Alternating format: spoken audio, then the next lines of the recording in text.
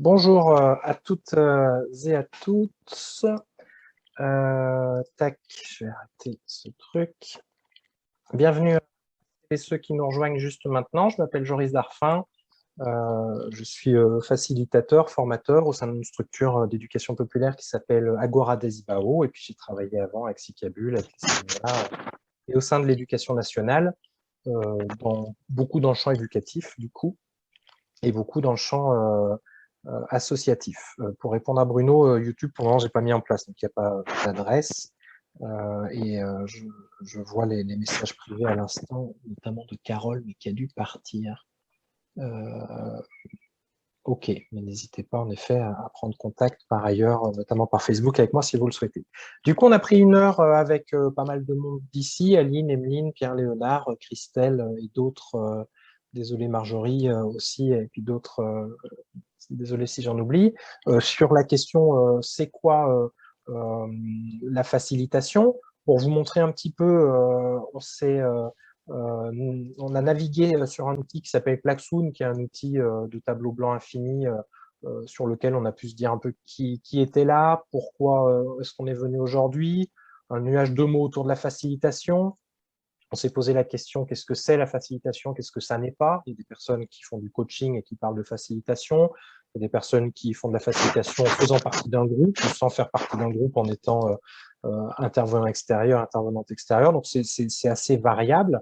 On a fait une espèce de sociogramme, je ne sais pas si on peut appeler ça sociogramme, mais pour voir que ce qui revenait beaucoup dans la posture facilitation, c'était l'idée de transformer, architecte du groupe, l'idée de faire accoucher, de libérer, parfois chef d'orchestre. Enfin, il y avait différentes postures qui nous ont interrogés. On a navigué aussi entre plusieurs définitions. Je n'ai pas forcément tout lu et tout commenté d'ailleurs tout à l'heure.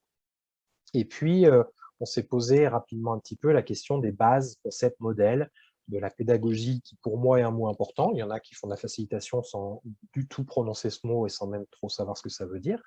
Des méthodes et outils, de formation à la facilitation et ressources, puis un peu un cheminement sur comment je mets en œuvre une facilitation. Donc, vous pourrez regarder tout ça. Là, maintenant, ce qu'on va faire, c'est se poser la question plutôt de finalement comment on bosse, comment on se lance et où en tant que facilitateur pro, pourquoi déjà aussi on se lance, parler un petit peu des différentes structures juridiques qui existent. Moi, j'ai navigué entre l'éducation nationale, des associations sous contrat, des associations loi 1901, là aujourd'hui une entreprise en SAS, je me suis intéressé au modèle ANSIC, j'ai travaillé avec Kaleidoscope qui est en coopérative aussi, donc en scope, donc ça m'intéresse aussi ces questions-là. Comment démarcher, quel modèle économique? En 3/4 d'heure, on n'a pas forcément le temps de répondre à tout, donc on va partir de vous.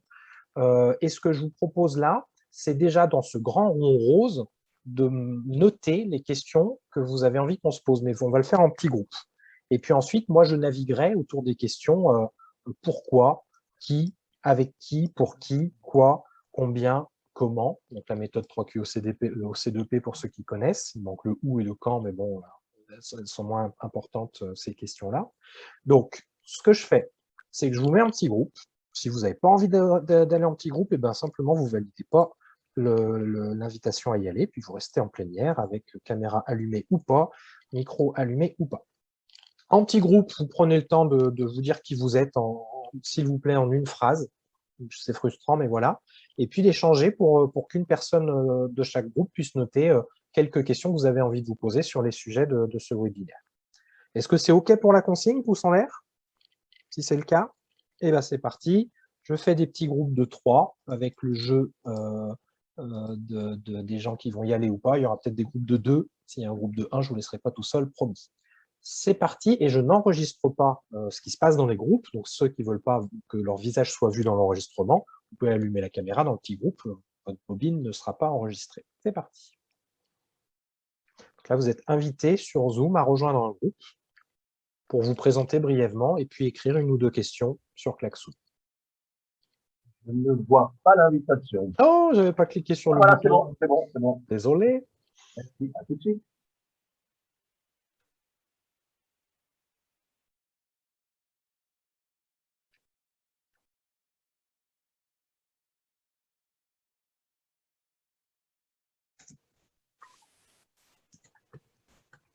Alors, vous voilà.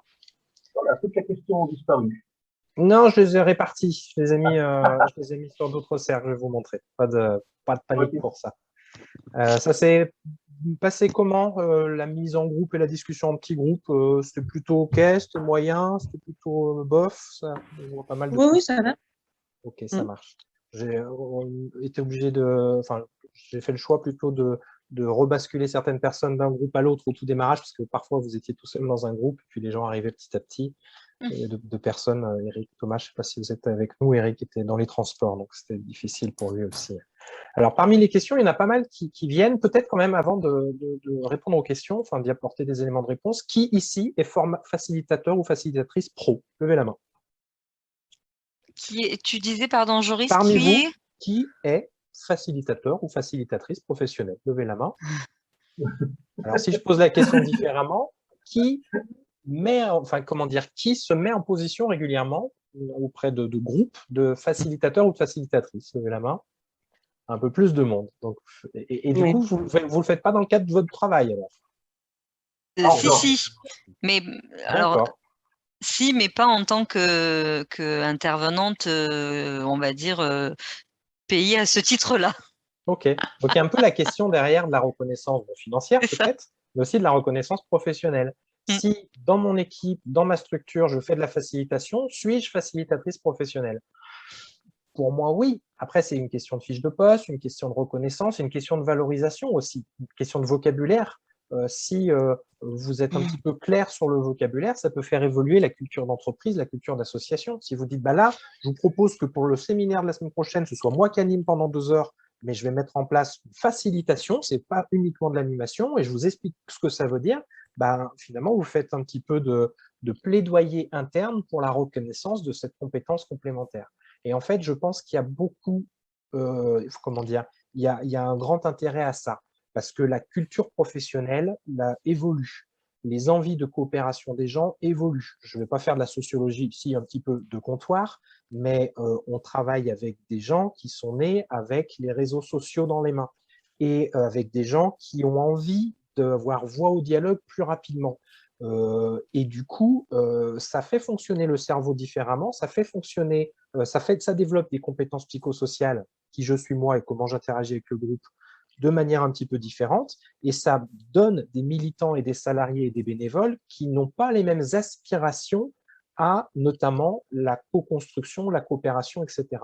Prenez par exemple un bouquin du sociologue Jacques Llon qui s'appelle La mort du militantisme, qui explique que depuis 10-20 ans est apparu ce qu'il appelle le militantisme post-it.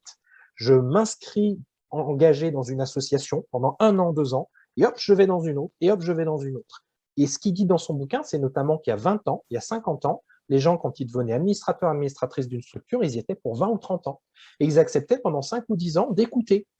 Et puis au bout de 10 ans, ils donnaient un peu leur avis. Puis au bout de 20 ans, ils prenaient les manettes.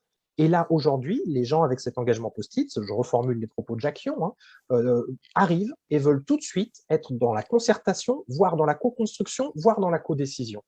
Et c'est une aspiration des générations nouvelles qui est à prendre en compte dans les entreprises, les collectivités territoriales, les associations, etc. Si on veut des gens qui sont performants, qui sont en situation de bien-être au travail, de bien-être dans leur dimension associative, etc., il faut accepter de travailler différemment les notions de coopération, les notions de management participatif et toutes ces choses-là. Et donc, la facilitation est une méthode, est une manière de faire, est un acte professionnel qui est dans l'air du temps par rapport aux aspirations et aux besoins des gens pour pleinement participer à une équipe. Et je pense qu'il y a vraiment des changements de société, de manière de concevoir le monde, de manière de concevoir sa place dans un groupe, de manière de militer, de manière de s'engager, qui sont en parfaite adéquation avec l'acte de facilitation, qu'il soit professionnel, externe à une équipe ou qu'il soit dans sa propre équipe.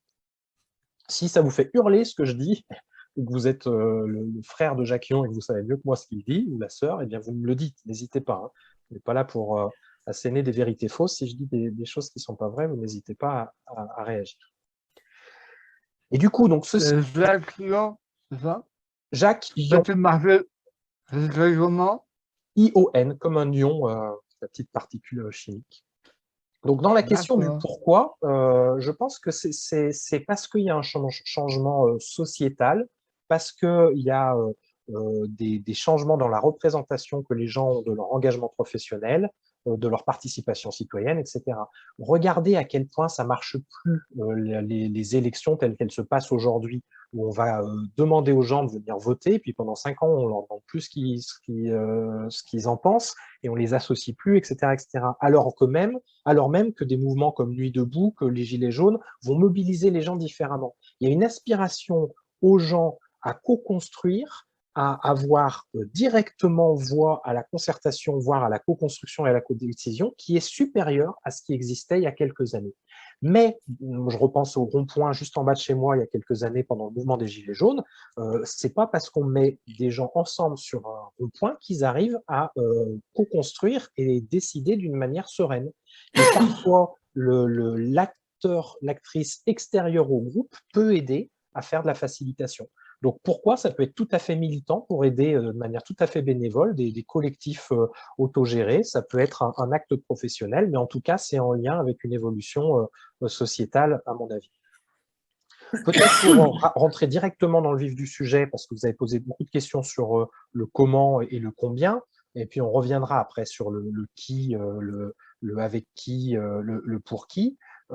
Mais moi, de ce que je connais dans mon entourage, il y a des personnes qui se lancent dans la formation, dans la facilitation de manière un peu bénévole au sein de partis politiques, auprès de collectifs. Ça se fait beaucoup sur des habitats groupés, sur des associations qui se créent, des collectifs informels, etc., avec des gens qui ont un bagage en termes d'éducation populaire, de méthodes d'animation participative, et qui se disent, allez, moi, j'ai cette capacité à aider le groupe à faire émerger quelque chose de construit. Avec ce point de vigilance important, c'est pas parce que vous avez la méthode, que vous savez super bien gérer un Word Café, que vous pouvez faire une facilitation dans de bonnes conditions. Et encore une fois, avant la méthode, et c'était ce que je disais entre 2 heures et 3 heures, il y a d'autres questions beaucoup plus importantes à se poser, et notamment la question de pourquoi je le fais et dans quelle posture je le fais. Est-ce que je suis là pour faire valoir ma science? Est-ce que je suis là pour vendre à tout prix la sociocratie? Est-ce que je suis là parce qu'en tant que militant anarchiste, je veux absolument que cette organisation ait l'ambition de l'anarchie? L'anarchie, c'est le système le plus organisé qui soit. C'est pas le chaos, hein. C'est le système le plus organisé qui soit. Mais finalement, dans quelle posture, avec quelle intention j'interviens? Et si j'interviens pour orienter le groupe, ça s'appelle plus de la facilitation, ça s'appelle de la manipulation. Quand on se met en animation d'un groupe pour l'orienter d'une certaine manière, c'est de la manipulation qui n'est pas du tout de la manipulation de pleine conscience d'ailleurs. Donc, je pense qu'il faut être un petit peu au clair sur ses intentions, mais en tout cas, il existe plein de gens qui font ça de manière très chouette ou moins chouette, de manière bénévole, de manière salariée. Il y en a par exemple comme des agents territoriaux du Grand Paris Sud qui se forment à la facilitation pour intervenir auprès des autres services que les leurs.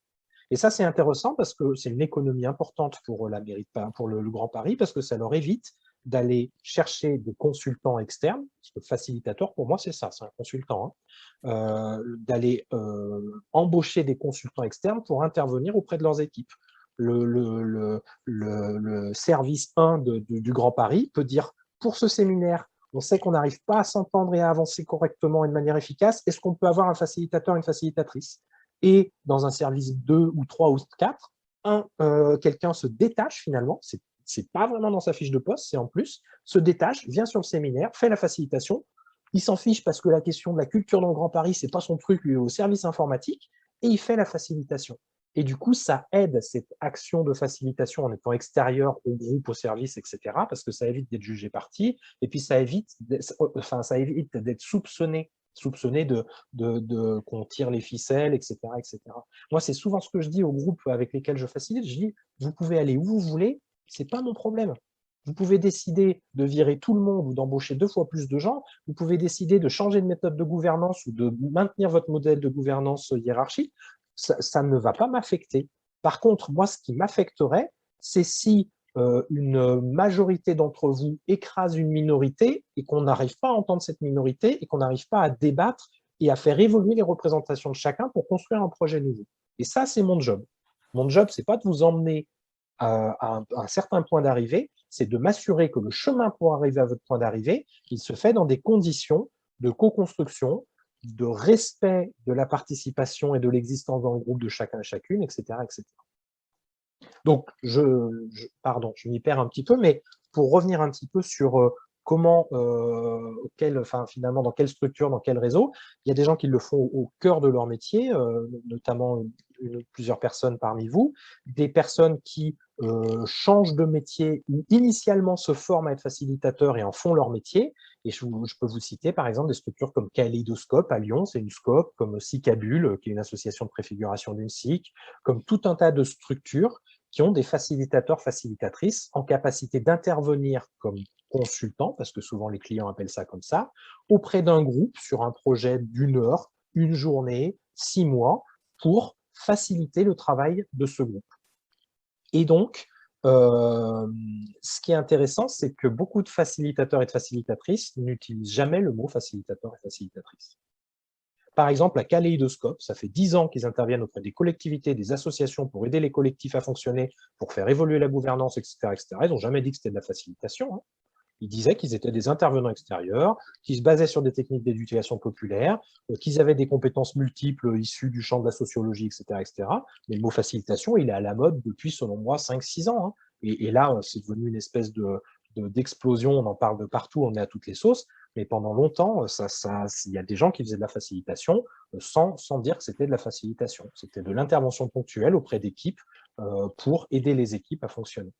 Et donc, si vous voulez vous lancer en termes d'activité, parce que oui, on peut gagner sa vie en étant facilitateur tout court, et il y a des dizaines, voire des centaines de personnes qui le font en France, et puis il y a des dizaines et des dizaines de personnes qui le font depuis très longtemps sans utiliser et voire même connaître le mot de facilitation. Et donc, c'est tout à fait faisable. Après, c'est une question de réseau, c'est une question de spécificité de ce que vous proposez, de reconnaissance de ce que vous proposez, etc. etc. Avec SICABUL, nous, on était issus de l'éducation populaire, formation BAFA, éducation complémentaire de l'école, intervention dans le milieu scolaire, etc. etc. Et parce qu'on avait cette force d'animer les groupes, de mettre en place de la dynamique de groupe et puis une expérience de création d'une dizaine d'associations, qu'on s'est dit, tiens, on arrive bien finalement avec nos méthodes d'éducation populaire et nos bases de sciences de l'éducation à aider des groupes à faire mieux avec nous, que ce qu'ils arriveraient à faire sans nous. Et on ne savait pas que ça s'appelait facilitation. Et donc, petit à petit, on disait aux gens avec qui on bossait, bah, si vous voulez, on peut vous aider pour vous animer vos séminaires, vos assemblées générales, pour vous aider à écrire vos projets, pour vous aider à faire des bilans. C'est ça qu'on disait aux gens. Et donc, les gens nous embauchaient à 200 € la journée, 300 € la journée, sous format associatif. Des fois, on y allait à 2, à 3, à 4. Donc, on n'était pas rentable du tout au début. On était basé, on avait des gens qui étaient en service civique, en contrat aidé, etc., etc. Et puis, petit à petit, on a affiné à la fois notre expertise, notre vocabulaire. On a eu une reconnaissance qui a grandi et les chiffres ont monté. Une personne, c'était 300, 400, 450, 500 € la journée. C'est-à-dire que quand la mairie de Villeurbanne, on a bossé quasiment tous les services, nous disait « je fais un séminaire d'une journée, j'ai besoin de vous », on construisait le projet avec vous, on disait bah « là, il faut clairement qu'on soit 2 ». Donc, c'est un budget entre la préparation qu'on compte chaque heure de préparation, plus le jour J, plus le bilan. Il y a en tout 3 jours de travail, donc on vous facture ça, 1 500 €. Est-ce que c'est OK? Oui, c'est OK. Ce que je m'aperçois, c'est qu'avec les mêmes structures, par exemple mairie de Villeurbanne, il était aussi facile, aussi difficile, il y a 5 ou 10 ans, de leur faire sortir 100 € que de leur faire sortir 1 000 € ou 10 000 €. Ce n'est pas les mêmes budgets, ce n'est pas les mêmes objets, enfin, encore que, mais quand on leur dit bah, ça vaut ça, bah, finalement, ils suivent et ils se mettent à niveau. Moi, aujourd'hui, dans ma structure plus personnelle, j'ai quitté SICABUL parce que c'était compliqué pour moi de concilier plein de choses et puis j'avais envie de sans arrêt essayer de nouvelles choses et qu'à SICABUL, et c'est normal, il y a eu une institutionnalisation qui s'est mise en place parmi d'autres raisons. Donc, j'ai quitté SICABUL et j'ai créé ma propre structure. Aujourd'hui, pour être transparent, je vends ma prestation 135 € de l'heure hors taxe. Ça fait 155 € de l'heure, toutes taxes comprises. Donc, par exemple, une structure qui me dit j'ai besoin de vous pour 3 séances de 3 heures de facilitation. Il y a déjà des coups de fil, les mails, l'écriture du projet pédagogique, les peut-être réunions préparatoires, les temps de transport, le temps d'animation, le temps de bilan. Je compte tout ça. Peut-être ça va me faire 25 heures de travail. Je multiplie par mon prix horaire et je le facture comme ça.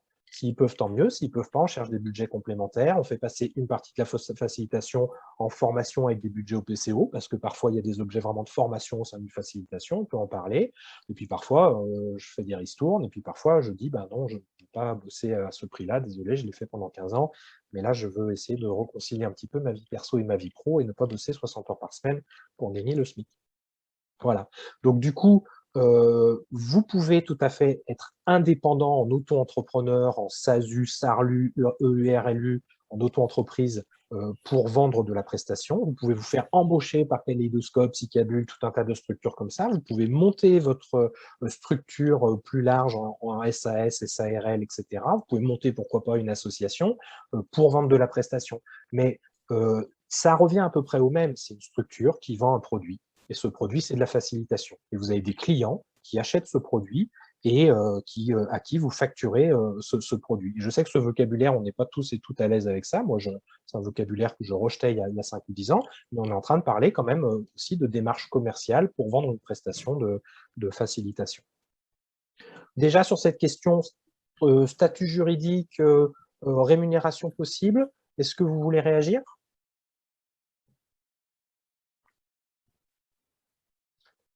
En termes de fourchette, moi, ce que je vois, c'est entre 60 € de l'heure et 200 € de l'heure, toutes taxes comprises, sachant que les auto-entrepreneurs n'ont pas de TVA.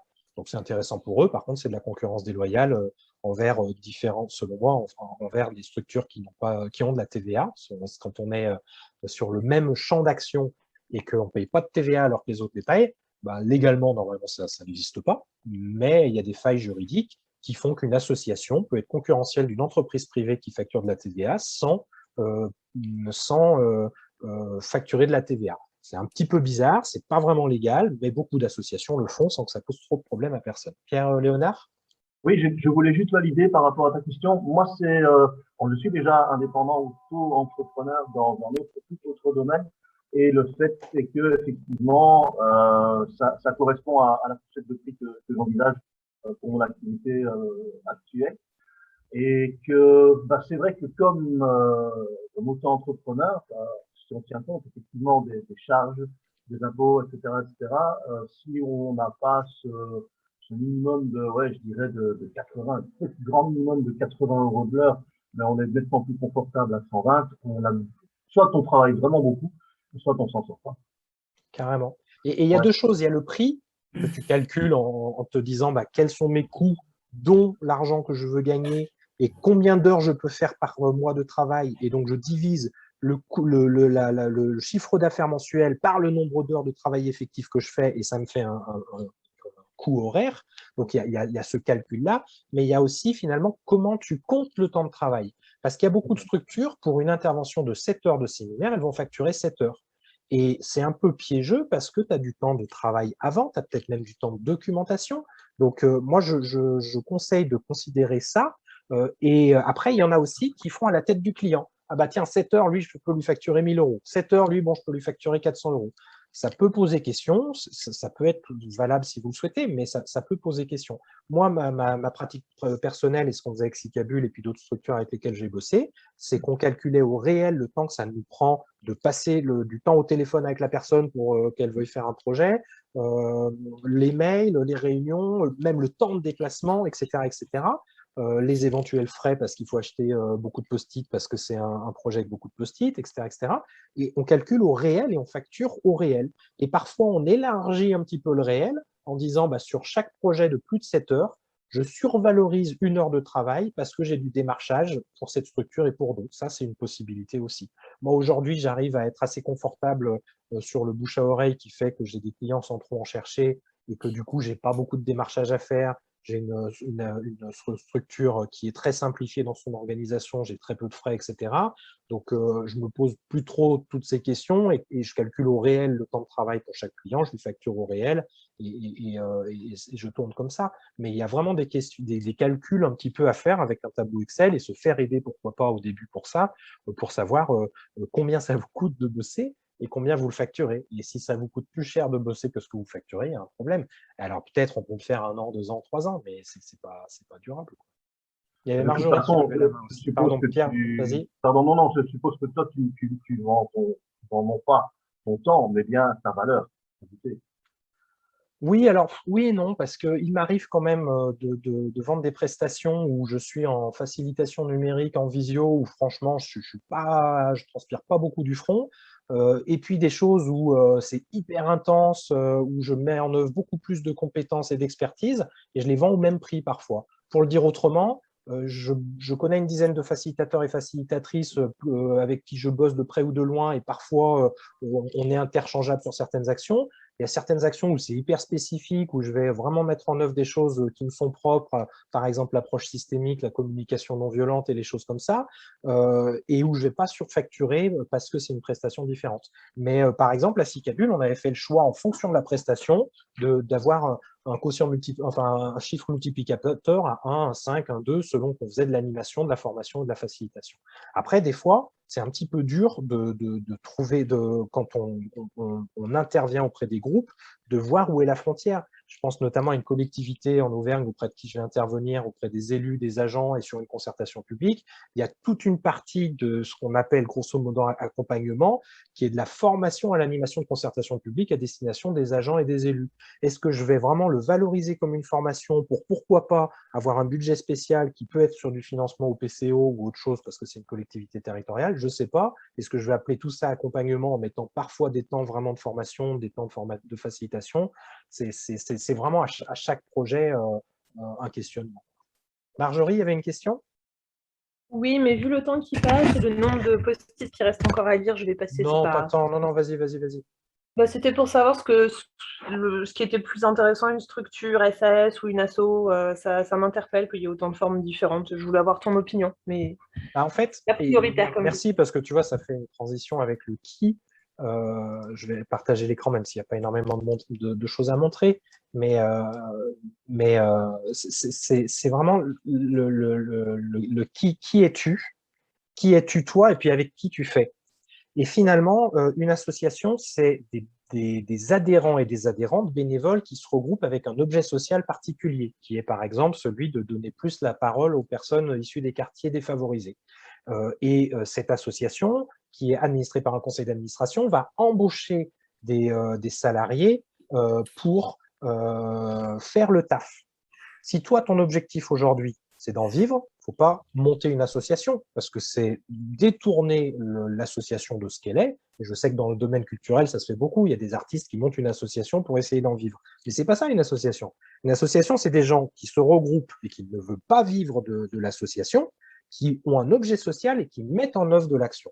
Donc, si tu t'intéresses aux associations, c'est plutôt, à mon avis, pour voir quelles sont les associations existantes et pourquoi pas leur proposer tes prestations de manière ponctuelle. Par exemple, tu peux te faire connaître de Cicabule et le jour où ils ont quelqu'un en congé maternité, ils seront peut-être très contents de te faire un remplacement de 6 mois ou pour te faire embaucher carrément. Je pense par exemple, on a parlé du Pavé, on a parlé d'Université du Nou, Kaléidoscope. Ces structures recherchent parfois des gens à salariés ou à associer sous forme de coopérants. Donc voilà. Mais l'association, c'est autre chose qu'une structure que tu crées pour bosser. Une structure que tu crées pour en vivre, c'est soit parce que tu es tout seul en auto-entreprise, en auto-entrepreneuriat, ce qui pose des questions de couverture sociale, de cotisation sociale. Selon moi, ça ne devrait être que quelque chose pour tester une activité. Et au bout de 6 mois ou 1 an, il faut passer à autre chose, parce que c'est antisocial au possible. C'est de la concurrence déloyale envers les autres structures. L'auto-entrepreneuriat, c'est une horreur, selon moi. Mais par contre, si on l'utilise comme une espèce de tremplin pour 6 mois ou 1 an, pour ensuite créer son auto-entreprise et pas être auto-entrepreneur, mais auto-entreprise en SASU, Hurlu, SARLU, et ben c'est intéressant. Moi, j'ai fait le choix de créer directement une SAS, et c'est pas parce qu'on est une SAS qu'on est le diable. C'est pas parce qu'on n'est plus une association qu'on n'a pas une ambition d'éducation populaire et qu'on n'intervient pas pour l'intérêt général. Moi, j'ai l'habitude de présenter ma structure comme d'éducation populaire, alors même que c'est une SAS qui, si un jour elle fait des bénéfices, ben les bénéfices me les reverserait sous forme de dividendes, ou j'en garderai un peu en fonds de roulement. Mais tu peux directement créer une entreprise, et c'est vraiment pas compliqué et pas très cher, qui te permet, si tu as envie à un moment, plus facilement d'embaucher des collègues, d'augmenter la part de capital, de faire des emprunts, etc., etc.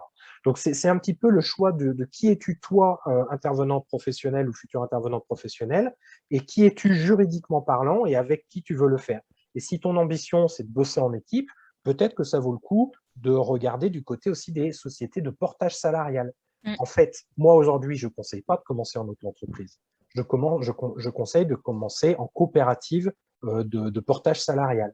Je pense par exemple à JAM Formation à Lyon, et puis d'ailleurs en France d'ailleurs. Moi, ma structure, je ne suis pas datadocké, je ne suis pas certifié Calliope, donc je ne peux pas faire de la formation au PCO, c'était trop compliqué administrativement pour moi. Je ne vais pas chercher à créer une nouvelle structure. Lorsque j'ai besoin de faire de la formation, je bosse avec JAM Formation, et c'est du portage salarial, c'est JAM qui facture et qui me repaye comme si j'étais salarié de JAM à un moment. Donc le portage salarial, ça a quand même, à mon avis, du sens aussi, quoi. Je ne sais pas si j'ai répondu à la question. Ah bah si, de manière extrêmement détaillée, merci beaucoup. Et après, est-ce que le marché est saturé? Non, il n'est pas saturé. Le marché, il n'est pas saturé parce qu'il est en train de s'ouvrir. Et vraiment, je n'exagère pas en disant que les 50 structures avec lesquelles j'ai bossé dernièrement, et beaucoup de collectivités territoriales et de services de l'État, comme la Directe, le Pôle emploi, etc., à chaque fois que je leur dis, mais vous avez peut-être intérêt à développer des compétences de facilitation en interne, ou vous avez peut-être intérêt à vous entourer un petit peu plus de prestataires extérieurs ponctuels qui font de la facilitation. Il n'y en a pas un sur les 50 qui n'était pas intéressé par ça. Pour beaucoup Oui, de... oui, pardon, excusez-moi, j'aurais souhaité plus en extérieur que en interne. Les Je deux. suis partie d'une collectivité, enfin une administration.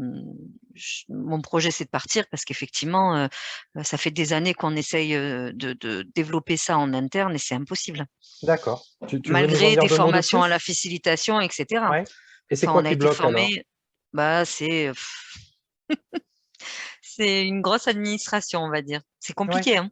Et tu vois, le Grand Paris, c'est quand même une grosse administration, ils y arrivent, donc ça dépend aussi de la culture d'entreprise, ça dépend aussi des chefs qui ont envie ou pas envie de se Oui, lancer c'est surtout là-dedans. ça, oui. Il faut un espèce de noyau dur qui a envie d'avancer. Enfin, il y a un peu l'alignement des planètes. Mais Je en pense tout cas, qu'en termes d'intervenants extérieurs, c'est plus simple pour ces grosses institutions parce qu'en fait, ils se disent c'est du ponctuel, ça peut produire, mais finalement, ça reste pas dans mon service et ça contribue pas à faire que ça dérange les positionnements des cadres oui, et c'est pour en ça que pas particulier. mal de collectivités, j'entendais France Info en reparler encore aujourd'hui, Jean-Luc Mélenchon a fait une annonce sur ces questions de vacation dans les collectivités territoriales. C'est pour ça aussi que beaucoup de collectivités choisissent la vacation plutôt que de bosser avec des titulaires et des fonctionnaires. Mais c'est une aberration économique selon moi, et c'est aussi, comment dire, perdre une occasion de permettre à certains agents territoriaux notamment, Bien sûr. qui tournent un peu en rond dans le bocal, de sortir du bocal.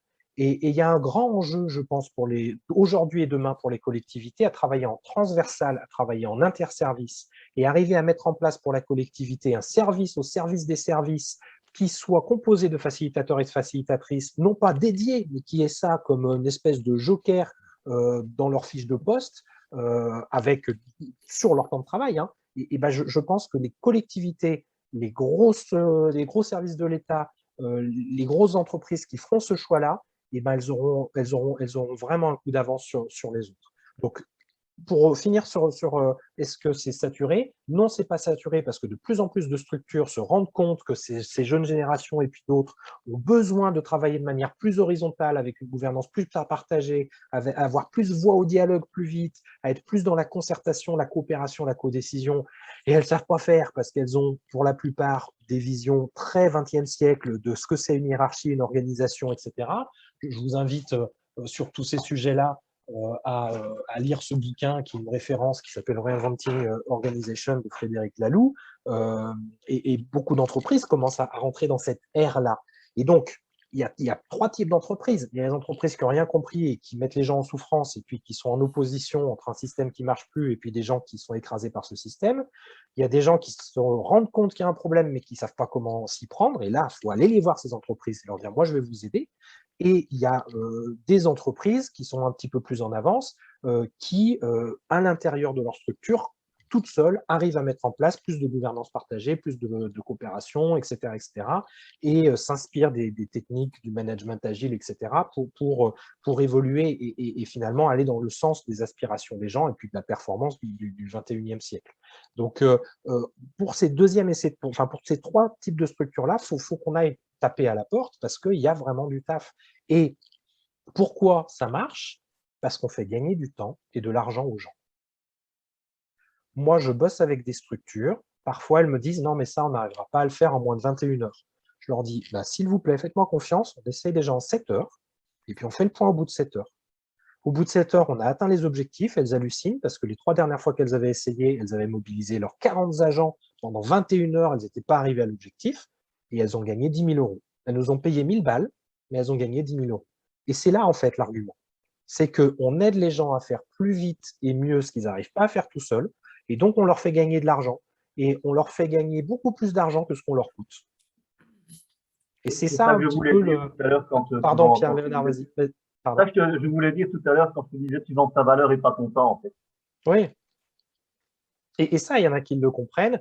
Et puis, bah, des fois, il faut, voilà, faut y aller un petit peu en mode commerçant et dire oh, je vais essayer de vous montrer un truc pendant 2 heures, ok, je vous le facture pas, et puis on en reparle après.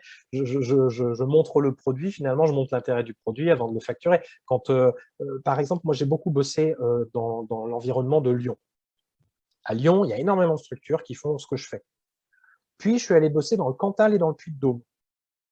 J'apparaissais comme un extraterrestre. Ils étaient très contents de me voir parce que c'était très nouveau. Alors qu'à Lyon, l'effet un peu nouveauté, l'effet un peu waouh était très estompé déjà depuis quelques années.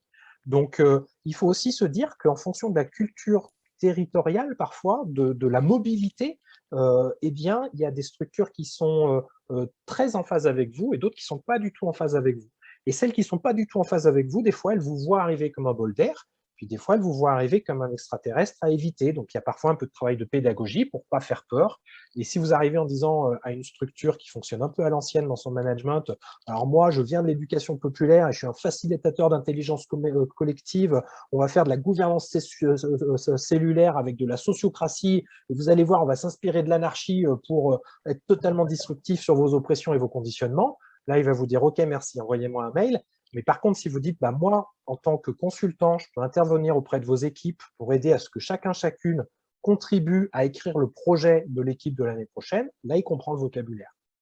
Donc, moi, je me bats un petit peu contre les néologismes et, pardon, mais l'espèce de branlette intellectuelle qu'on a entre nous parfois à inventer des mots et à se faire plaisir entre nous. Je pense qu'il faut être sobre un petit peu sur le vocabulaire, surtout sur les gens qui sont surtout si les gens qui sont vos potentiels clients, ils sont un petit peu loin de ce vocabulaire-là. Et encore une fois, avec Cicabule, on avait beaucoup débattu. Est-ce que le mot éducation populaire, on le met dans notre acte ou pas? Il y avait des entreprises, dès qu'elles voyaient éducation populaire, elles nous jetaient.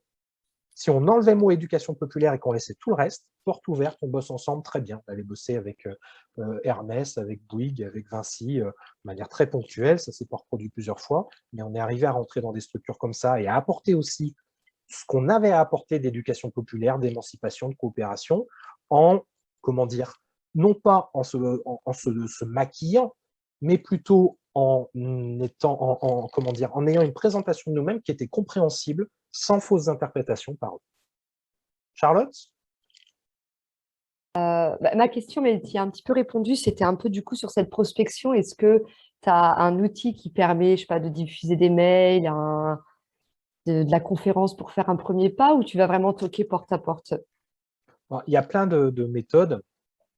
Je m'excuse une seconde parce qu'il y avait une question que je ne voulais pas oublier, voilà, sur la spécialisation, j'y reviendrai après. Il y a plein de méthodes. Comment nous, on a fait? Je dis nous parce qu'on était un petit groupe à avoir créé Cicabule et on venait d'une association qui s'appelle les CMEA. On était parti pour plein de raisons. Et en fait, au CMEA, on a rencontré des structures, des collectivités, etc., avec qui on a lié des liens d'amitié. Des liens, pas d'amitié, pardon, des liens de connaissance en tout cas. Parfois un peu des liens d'amitié avec les gens. Mais... Et donc, quand on a créé Cicabule, on a réécrit à ces gens en disant bah, est-ce que ça vous dit qu'on bosse ensemble? Sauf si vous bossez encore avec les CMEA, auquel cas continuez, mais si les CMEA vous ont laissé en plan, ben nous, on peut continuer à bosser avec vous. Et donc, on avait une espèce de début de fichier client qui s'est élargi petit à petit. Et puis, en fait, ce qui aide après, c'est le bouche à oreille. Parce que moi, aujourd'hui, ce qui m'aide, c'est que quand j'interviens, par exemple, auprès des managers du Puy-de-Dôme, que je forme 100 personnes, sur les 100 personnes, j'en ai en moyenne 3 ou 4 qui me rappellent pour autre chose. Il y en a un qui est élu par ailleurs dans sa commune, qui m'a appelé pour une concertation publique dans sa commune.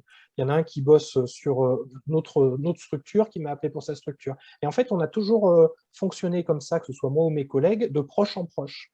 On a fait une animation pour Médecins du Monde avec plein de bénévoles. Dans les bénévoles, il y avait un médecin qui bosse en CHU, qui nous a fait intervenir au CHU. On s'est retrouvé à bosser avec un CHU, du coup, on s'est retrouvé à bosser avec plein de CHU. Donc, il y a vraiment comment dire, tu fais ton nid petit à petit, tu fais parler de toi. Et puis après, il y a la pub et le démarchage commercial en faisant de la pub sur Facebook, en achetant des listings mail, en faisant un site internet, en faisant du porte-à-porte, etc., etc. Mais franchement, c'est dur et ça marche pas bien. Nous, ce qui marchait 9 fois sur 10, c'était le bouche à oreille et la connaissance en relais, etc.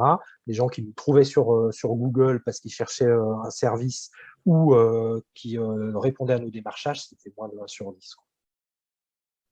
Mais après, voilà, peut-être qu'il y a une question d'investissement aussi. Si tu investis dans un site qui claque, et pour revenir sur la question de la spécialisation, si tu as vraiment quand même une spécialité, une identité personnelle qui est très spécifique et que tu investis 1000, 2000 euros dans de la communication, là, tu auras peut-être des retours. Moi, je connais des gens qui sont plus dans des consultants dans les grandes entreprises. Ils arrivent sans que personne ne les connaisse à vendre des prestations à 1500 euros la journée parce qu'ils ont un vocabulaire qui parle. Je pense à un notamment qui vendait du management 3.0. Ça ne veut rien dire pour personne sauf pour lui. Et ben, il a fait une super plaquette sur le management 3.0. Ça rencontrait des besoins dans les entreprises de gens qui voulaient que ça se fasse autrement. Et du coup, il était acheté. Il y a des gens aussi qui ont fait des bouquins. Ceux qui ont fait guide de survie aux réunions, et ben, derrière, ils ont eu du boulot pour 10 ans. Les copains là qui ont fait, notamment Ronan Broussier, avec qui je bosse parfois, que je salue, parce qu'il regardera la vidéo, j'imagine, Animé à distance, qui est un très bon bouquin aussi, ils ont fait le bouquin, ils ont du boulot pour 10 ans. Donc il y a aussi ce côté-là, tu vois, je fais, je donne, je distribue, et puis les gens, ils m'appellent. Moi là, je fais aussi ça aujourd'hui pour vous, parce que je sais que ça sera regardé par des gens qui peut-être m'appelleront. C'est aussi comme ça que ça marche. Je vais mettre en place des tutoriels sur l'utilisation de la visio et des outils coopératifs numériques, et je sais que suite à ça, que des gens m'appelleront. Quand avec Sicabule, on a commencé à faire ce livret-là, des gens nous ont appelés avec ça. Donc, il ne faut pas être trop généraliste sur la facilitation, il faut, je pense, se spécialiser sur certains trucs, que ce soit l'approche systémique, que ce soit l'analyse de pratique, que ce soit le théâtre forum, enfin à la fois sur des méthodes et puis sur des notions, bien communiquer là-dessus, montrer qu'on sait faire, montrer ses références, et puis aussi il y a une autre réponse, c'est les appels d'offres. Il y a de plus en plus d'appels d'offres pour la facilitation. Tu peux faire une veille sur les appels d'offres, sur les collectivités territoriales et tout ça, et puis répondre. Alors c'est chiant parce que des fois tu réponds à 10 appels d'offres et tu as 0 réponse, ou des fois tu as une réponse positive sur 10, mais ça peut être aussi le jeu des appels d'offres. Et les appels d'offres, pas tout seul. Tu tombes sur un truc, il faut former, enfin il faut faciliter 50 réunions avec le Grand Clermont. Bah, tu vas toquer à la porte de Kaléidoscope, de Sicabule et des structures du coin et tu leur dis j'ai trouvé ça, j'ai avancé sur le dossier, venez on répond ensemble. Et du coup, on est plusieurs structures, mon auto-entreprise et puis votre association à se positionner sur cet appel d'offres. Et ça, les regroupements, ça fonctionne aussi. Et il y a encore une autre réponse, je n'ai plus le nom de l'association, je vais la retrouver et puis je la mettrai dans le klaxoon, parce que je vais compléter ce klaxoon au fur et à mesure des semaines et des mois à venir. Il y a une association qui s'est créée informelle de collectif informel de facilitateurs, facilitatrices pour se faire connaître en tant que réseau. Et comme ça, quand il y a besoin d'un truc à Brest, et ben le Brestois, il y va, etc., etc.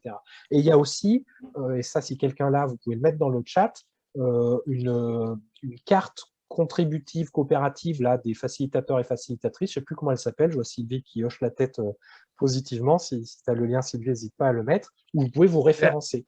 Moi, aujourd'hui, si j'ai un client qui m'appelle de Thionville, je vais lui dire, écoute, j'ai pas très envie d'aller à Thionville, pardon, pour 2 heures. Par contre, regarde sur la carte, je ne sais pas ce que ça vaut, mais il y a des gens dans ton coin. Et du coup, ce genre d'outils communs, ça peut aussi nous rendre service à tous et toutes, quoi, pour qu'on se relaye les projets les uns les autres. Je voudrais dire vos drapeaux. Pardon, Bruno? Vos drapeaux. Ça Ok, met une perte de facilitateur. voilà, c'est ça. Donc, si tu as le lien, hésite pas à le mettre. Et puis, comment trouver ces structures de Charlotte lorsqu'on est indépendant? Quand tu parles de quelle structure? En fait, non, c'était un peu la même question. C'est que tout à l'heure, Ouais. tu parlais des structures que tu as pu accompagner. Et la question, c'était du coup, comment on commence? Parce que j'ai la sensation que quand on arrive à rentrer un premier pas et que ça marche, bah, du coup, en Hmm. fait, effectivement, c'est l'arborescence et c'est parti, quoi. Ouais, c'est ça. Mm. L'arborescence, puis des fois le coup de bol.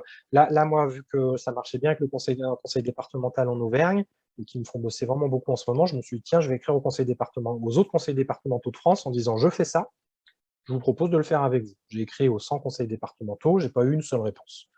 Mais peut-être dans 2 ans, il y en a un qui m'appellera parce qu'il se rappelle de mon mail et qu'il a besoin de moi à ce moment-là et qu'il me fera bosser. Donc, c'est pas évident, hein. C'est un peu comme si tu me disais, j'ouvre une boulangerie dans ce village, comment je vais faire pour trouver ma clientèle?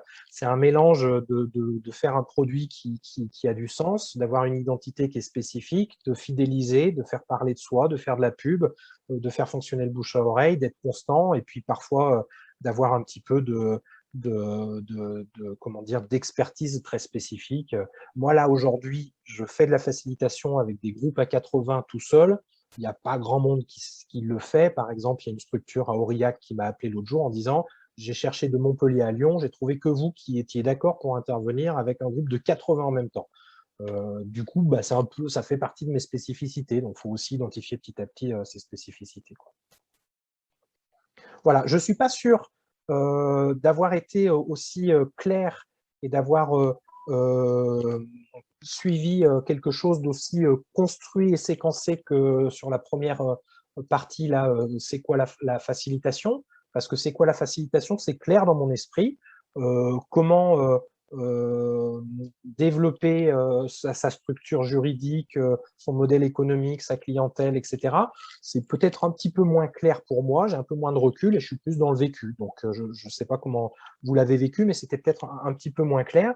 Je vais essayer de continuer à structurer les choses sur le Klaxoon. Et puis, quand je l'aurai fait, je le préviendrai sur ma page Facebook d'Azibao. Donc, si ça vous branche, n'hésitez pas. Et merci Sylvie pour, pour le lien de Gogo Carto dont nous parlait Bruno. Peut-être 16h16, un petit tour de parole très rapide pour bilan de celles et ceux qui ont envie de parler. Je dis votre prénom si vous avez envie de parler en une phrase ou deux de bilan, vous parlez. Et puis si vous n'avez pas envie, vous ne parlez pas. Aline, qu'as-tu pensé de ces 2 heures du coup pour toi? Ben, pour moi, j'ai trouvé ça très passionnant. La deuxième étant quand même complémentaire de la première, hein, il y a quand même beaucoup de choses dites. Ça me donne vraiment envie d'aller à fond dans la facilitation. Donc, merci beaucoup pour ton initiative. Et rentrer dans la valise de quelqu'un. Moi, si vous voulez, si vous êtes sur Clermont ou sur Lyon, je peux vous emmener un jour sur une de mes facilitations, vous mettre en observation, voir un peu en co-animation. Et c'est aussi comme ça qu'on apprend. Trouver des gens qui font et monter dans leur valise, hein. Sylvie, est-ce que vous voulez dire un mot? Oui, j'ai trouvé ça très intéressant. Moi, je suis en pleine réflexion de reconversion et puis du coup, ça me donne des pistes pour la suite, même si je suis pas encore complètement dans l'action. Voilà, c'est dommage que tu sois sur Lyon. Moi, je suis sur Bordeaux. Mais bon, voilà, donc du coup, voilà, je suis toutes ces initiatives. Il y a effectivement le groupe Facebook aussi, facilitateur. Il y a un groupe Facebook, etc. Mais c'est par là, je crois, Oui, c'est ça. J'avais que tu es communiqué intervenu. Voilà, que c'est ça. là-dessus parce qu'il y a une grosse Oui, communauté. Et puis, il va peut-être y avoir des événements en physique ouais, ou en ouais. visio qui vont se mettre en place. Je pense c'est nouveau et il y a de la place pour, par exemple, un Mm, événement annuel de rencontres des mm. facilitateurs et facilitatrices ou un salon ou je sais pas quoi, ou les rencontres annuelles. Enfin, il y a un truc à faire, mais je pense il faut être en réseau parce que c'est des choses tellement mouvantes Mm. que c'est intéressant de s'appuyer aussi sur l'expérience des autres. Et c'est vrai que là, mon petit Après, c'est regret vrai. Ouais. aussi, c'est de ne pas vous avoir laissé beaucoup de temps pour parler de vos expériences, mais Mm. c'est vrai qu'en 1 heure, on ne peut pas tout faire. Après, c'est vrai que ce que je trouve très intéressant dans cet environnement professionnel, c'est l'ouverture d'esprit et cette capacité à partager finalement, à partager des contenus, des supports, des formations de façon très ouverte. C'est vraiment toute cette question-là de l'intelligence collective finalement où on donne et puis en fait ce qu'on récupère finalement beaucoup aussi en plus-value dans les échanges que l'on a avec les gens. Ça, c'est super intéressant. Voilà, donc très motivé. Et c'est vrai que j'en ai pas parlé, mais il y a pas mal de gens dans la facilitation qui s'intéressent aux open data, à la culture libre, aux questions de licence Creative Commons, etc. Et c'est selon moi un progrès. Il y a même des gens qui s'intéressent à ce qu'ils appellent le prix libre et conscient, et leur modèle économique est basé là-dessus, où, vous savez, les financements, c'est Tipeee, je crois, ou des choses comme ça. C'est possible. Chacun voit midi à sa porte. Moi, ça me va bien en ce moment de faire des devis à prix fixe et de facturer à prix fixe. Après, ça dépend avec qui on bosse. Mais si la collectivité, s'il y a une région ou un département, je leur dis prix libre et conscient, ils ne vont pas comprendre. Si je leur fais un devis, ils comprennent. Mais comment dire, je ferme pas la porte à un jour peut-être revenir sur du prix libre et conscient. Après, franchement, prix libre et conscient, je l'ai pratiqué dans plein de structures, dans plein d'associations. C'est difficile d'en vivre quand même, globalement. Mais après, certaines personnes du groupe me sauteraient dessus s'ils m'entendaient dire ça, parce que c'est un modèle à défendre aussi. Christelle, est-ce que tu veux dire un mot? Oui, donc moi j'ai beaucoup apprécié la première partie. La deuxième partie, je me retrouvais un peu moins puisque moi je suis salariée, donc voilà, mais c'était très intéressant aussi, on ne sait jamais si plus tard. Ok. Voilà, donc oui, très bien. Est-ce que je vois qu'il y a des… Bruno, est-ce que tu veux dire un mot? Oui. Moi, je voulais savoir, pour un petit peu d'après, est-ce que tu pourrais créer un Google Sheet avec toutes les informations que les gens puissent enrichir de façon en intelligence collective? C'est un peu l'idée du Klaxoon. Là, vous pouvez tout à fait vous reconnecter, garder le lien et vous reconnecter pour mettre des nouveaux documents, des nouvelles questions. Moi, je vais continuer à visionner ce truc, je pense. Est-ce que Sylvie Rodier, Pierre Léonard, Thomas, vous voulez dire un mot? C'est bon? Moi, je voudrais vraiment te remercier au nom du groupe et puis de moi aussi, parce que tu nous as fourni vraiment beaucoup d'informations qui ne sont pas évidentes à trouver quand on est en train de se lancer dans la démarche. Pour ce qui me concerne, tu en as validé beaucoup pendant ces 2 heures-là. Et donc, c'est super parce que je repars en me disant que finalement, je tiens le bon bout. Et que je coche les cases qu'il faut cocher dans ma démarche pour arriver à en faire mon gagne-pain dans pas trop longtemps. Donc, un tout grand merci à toi. Ok, merci pour ce retour. D'autres Pour personnes? la démarche, sur le Klaxoon, Joris, si on a des choses à mettre, on va mettre directement dans ton Klaxoon. C'est ça. Et au sein d'un post-it, tu peux mettre des PDF, des docx, ce que tu veux. Merci Joris pour ton intervention. Hein. Ok. Je découvre vraiment ce qu'est le facilitateur et je trouve qu'on va sortir du système pyramidal et je vais pouvoir parler de vous. Ça marche. Merci, peut-être à bientôt. Et puis, bon après-midi et bonne fin de semaine en tout cas. Merci Joris. Merci, au revoir. Merci Joris. Au revoir.